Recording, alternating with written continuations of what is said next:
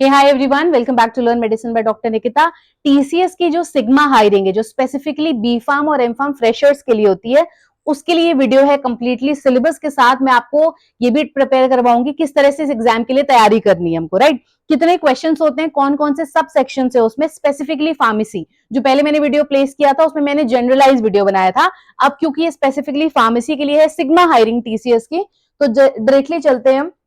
TCS जो higher करता है बी फार्म और एम फार्म फ्रेशर्स को अंडर देयर फार्माकोविजिलेंस प्रोग्राम या फिर मेडिकल राइटिंग, बहुत सारे इनके ऑप्शंस हैं जो भी हेल्थ केयर फील्ड से रिलेटेड हैं, लाइफ साइंस से रिलेटेड है, वो सब किस में आते हैं, टीसीएस सिग्मा हायरिंग। ठीक है, 2024 इसमें ग्रेजुएट्स और पोस्ट ग्रेजुएट दोनों अप्लाई कर सकते हैं। एक्सपीरियंस की कोई रिक्वायरमेंट नहीं है। Freshers of B pharm, freshers of M pharm दोनों एलिजिबल है। ये इनका यूआरएल है, आप यहाँ पे जाके चेक भी कर सकते हैं। सेकेंड चीज, क्योंकि बहुत सारे स्टूडेंट्स बोल रहे थे कि मैम इनके जो रिस्पेक्टिव क्वेश्चंस हैं कैसे आते हैं, तो नेक्स्ट वीडियो में मैंने उसके पूरे क्वेश्चंस की डिटेलिंग विद देयर सोल्यूशन की भी प्रैक्टिस करवाई है। फिलहाल इस वीडियो में ये जान लेते हैं हमारे पास सब सेक्शंस कौन कौन से हैं। तो लेट्स स्टार्ट विद दैट। क्योंकि ये जनरलाइज वीडियो नहीं है, स्पेसिफिकली फार्मेसी के लिए, तो please stay with me till the end of the video and do subscribe to our channel for anything related to jobs, placements, colleges, GPAT preparation, सब कुछ pharmacy से रिलेटेड आपको यहाँ मिलेगा, लेटेस्ट नोटिफिकेशंस ऑफ एवरीथिंग। तो test eligibility, again जो एक video था जनरलाइज, ये हमारा स्पेसिफिक फार्मेसी के लिए है।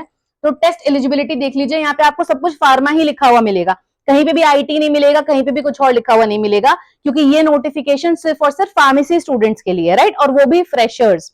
अच्छा, एक बात आती है कि कौन से लोग हैं, किन लोगों ने कुछ गैप लिया है, कुछ लोग हैं जिन्हें कुछ एक्सपीरियंस है, तो उनका भी यहाँ पे सोल्यूशन है, उनकी एलिजिबिलिटी का क्राइटेरिया भी मेंशन है।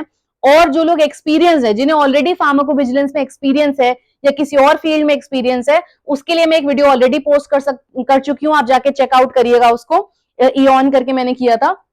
तो टेस्ट एलिजिबिलिटी क्या है, फुल टाइम ग्रेजुएट, किसी ने भी पार्ट टाइम कोर्स नहीं किया। अच्छा, कुछ लोग ऐसे होते हैं, कभी कभी उन लोगों ने हो सकता है कहीं डिस्टेंस कोर्स करा हो, मास्टर्स का, ऐसा मैंने बहुत लोगों का सुना है। पर अगर आपकी डिग्री में फुल टाइम लिखा है तो ही आप एलिजिबल हैं। अगर आपकी डिग्री में पार्ट टाइम लिखा हुआ है तो आप एलिजिबल नहीं है किसी भी वैकेंसी का अप्लाई करने के लिए फॉर टीसीएस। तो यहाँ क्या लिखा है, full time graduates for B pharm and M pharm 2024, YOP मतलब ईयर ऑफ पासिंग। ठीक है, कैंडिडेट्स जो है वो अप्लाई कर सकते हैं। One active backlog at the time of appearing an exam, course to be cleared with the time duration of the course. मतलब अगर आपकी बैकलॉग, मैंने बोला था पिछले वीडियो में भी, कोई भी बैकलॉग नहीं चाहिए। तो अगर एक्टिव बैकलॉग मतलब, क्योंकि ये जब वैकेंसी आती है तो स्टूडेंट्स फाइनल ईयर में होते हैं, लास्ट सेमेस्टर में होते हैं, उस समय अगर आपकी कोई एक्टिव बैकलॉग है, मतलब आप उसका एग्जाम स्टिल देने वाले हो, पर आपको लगता है क्लियर कर लोगे, तो अप्लाई कर दो फॉर्म के लिए, क्योंकि जब इनकी ज्वाइनिंग होगी तब तक आपके पास क्लियर डिग्री होनी चाहिए। क्योंकि अगर आपने अप्लाई कर दिया, सिलेक्शन हो गया और बैकलॉग क्लियर नहीं हुई, तो फिर कोई चांस नहीं है ज्वाइनिंग का। ठीक है, तो एक्टिव बैकलॉग अलाउड है, वो भी सिर्फ एक, जो भी आप एक्सपेक्ट करते हो कि आप क्लियर कर लोगे, या उसका रिजल्ट डिक्लेयर नहीं हुआ है, आप उसका एग्जाम दे चुके हो, लाइक दैट। गैप और ब्रेक कितना अलाउड है, तो should not exceed 24 months until highest qualification. ठीक है, तो 24 मंथ्स तक अलाउड है अंटिल हाईएस्ट क्वालिफिकेशन, मतलब 2 साल का एम फार्म होता है, ऑब्वियसली उसके हिसाब से बताया इन्होंने। उसका भी रेलेवेंट डॉक्यूमेंट या प्रूफ लगेगा अगर कोई गैप हुआ है एजुकेशन में तो। ठीक है, अगर आपने बी फार्म किया उसके बाद 2 साल का गैप है, तो हाईएस्ट क्वालिफिकेशन क्या हुआ आपका, बी फार्म। तो बी फार्म के बाद 2 साल का गैप अलाउड है, लेकिन उसके लिए कोई प्रूफ होना चाहिए, मेडिकल कंडीशन हो गई या जो भी आपने प्रिपरेशन का गैप लिया। अगर हाईएस्ट क्वालिफिकेशन आपकी एम फार्म है, उसके बाद आपने 2 साल का गैप लिया, तो क्यों लिया है वो आपको बताना पड़ेगा। तो जो भी हाईएस्ट क्वालिफिकेशन है, student should be comfortable working 24/7, क्योंकि स्टार्टिंग में जब आप फ्रेशर होते हैं तो बहुत सारी बार नाइट शिफ्ट की ड्यूटीज भी लगती हैं, तो आपको कंफर्टेबल होना पड़ेगा उसके लिए भी। एंड प्रॉपर बहुत अच्छी फैसिलिटीज हैं, इतना ऐसा भी नहीं होता है कि वर्किंग कंडीशंस बहुत ऑड होती है, it's very comfortable. And eligibility checks, मतलब हर स्टेज पे चेक करा जाएगा आपका बैकग्राउंड चेक, कोई भी क्रिमिनल केस वगैरह तो नहीं, वो सारी चीजें कंपनीज चेक करती हैं, एड्रेस चेक करती हैं, सारा टेस्टिंग होती है। एक्सपीरियंस के लिए एंट्री लेवल है, मतलब वो क्लियर कह रहे हैं मैं फ्रेशर ही चाहिए, मैं कोई एक्सपीरियंस नहीं चाहिए, वो ही खुद प्रोवाइड करेंगे आपके लिए एक्सपीरियंस, आप जब जॉब करोगे यहाँ पे। अब बात करते हैं सिग्मा हायरिंग। अगेन मैं बोल रही हूँ क्योंकि ये स्पेसिफिक वीडियो सिर्फ और सिर्फ फार्मेसी स्टूडेंट्स के लिए, ना इसमें लाइफ साइंस का कोई भी स्टूडेंट इस वीडियो से रिलेटेड है, ना कोई भी और। जैसे मैंने और वीडियोस बनाए थे उसमें लाइफ साइंसेस के भी स्टूडेंट्स उससे रिलेटेड थे, पर ये वीडियो सिर्फ और सिर्फ फार्मेसी के लिए। Sigma hiring is only for pharmacy. तो टीसीएस आईऑन जो टेस्ट सर्विस प्रोवाइडर है, टीसीएस सिग्मा हायरिंग के थ्रू एक इंटीग्रेटेड टेस्ट लेता है आपका, जो जिसको हम बोलते हैं NQT, that is national qualifier test. अब ये एग्जैक्टली याद कर लो, जब भी सिग्मा हायरिंग होती है फार्मेसी वालों के लिए ही होती है, उसमें 140 मिनट्स का आपका टेस्ट होगा, ठीक है। 140 मिनट्स का टेस्ट होगा जो 2 सेक्शंस में डिवाइडेड होता है, मतलब आपको सेक्शन 1 सेक्शन 2 मिलेगा, दोनों को कलेक्टिवली आपको कंप्लीट करना है 140 मिनट्स में। तो 2 सेक्शंस में डिवाइडेड होता है, 2 आवर्स 20 मिनट्स का ये टेस्ट है, ठीक है। 140 मिनट जिसको हम बोल रहे हैं। सेक्शंस क्या है इसके, सेक्शन 1 एप्टीट्यूड है और सेक्शन 2 हमारा डोमेन टेस्ट है। अगर आपने पहले वीडियो देखा होगा, मैंने जनरलाइज बनाया था सारे सब्जेक्ट्स को कवर करते हुए, ये सिर्फ फार्मेसी का स्पेसिफिक सिलेबस है, तो इसको बहुत ध्यान से देखो, चाहो तो इसका एक बार स्क्रीनशॉट ले लो, ठीक है। ये हमारा एग्जैक्ट सिलेबस है।